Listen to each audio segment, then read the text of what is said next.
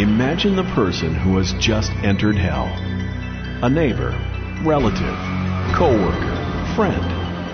After a roar of physical pain blasts him, he spends his first moments wailing and gnashing his teeth. But after a season, he grows accustomed to the pain.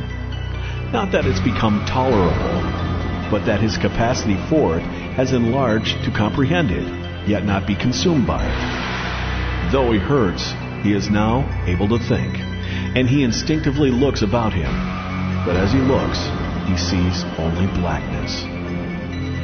In his past life, he learned that if he looked long enough, a glow of light somehow would yield definition to his surroundings. So he blinks and strains to focus his eyes, but his efforts yield only blackness. He turns and strains his eyes in another direction. He waits. He sees nothing but unyielding black ink. It clings to him, smothering and oppressing him. Realizing that the darkness is not going to give way, he nervously begins to feel for something solid to get his bearings. He reaches for walls, or rocks, or trees, or chairs. He stretches his legs to feel the ground and touches nothing. Hell is a bottomless pit.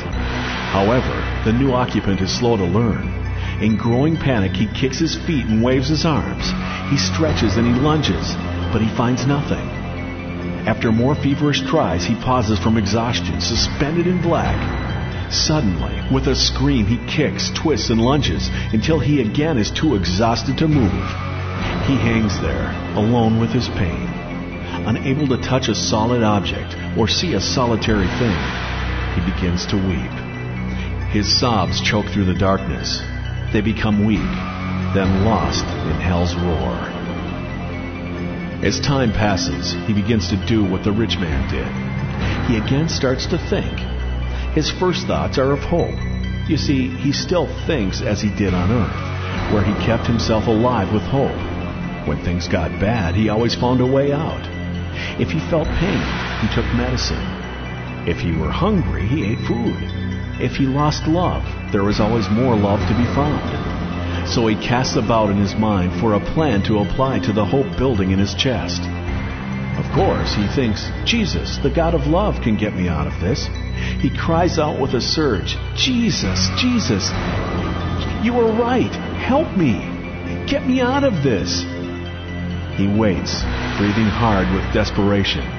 The sound of his voice slips into the darkness and is lost. He tries again. I believe, Jesus. I believe now. Save me from this. Again, the darkness smothers his words. Our sinner is not unique. Everyone in hell believes. When he wearies of appeals, he does next what everyone would do, assesses his situation and attempts to adapt. But then it hits him. This is forever. Jesus made it clear. He used the same words for forever to describe both heaven and hell. Forever, he thinks, and his mind labors through the blackness until it aches. Forever, he whispers in wonder.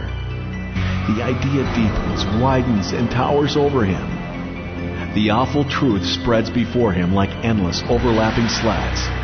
When I put in 10,000 centuries of time here, I will not have accomplished one thing. I will not have 1 second less to spend here. As the rich man pleaded for a drop of water, so too our new occupant entertains a similar ambition. In life he learned that even bad things could be tolerated if one could find temporary relief. Perhaps even hell, if one could rest from time to time, would be more tolerable. He learns, though, that the smoke of his torment goes up forever and ever, and he has no rest day and night. No rest, day and night.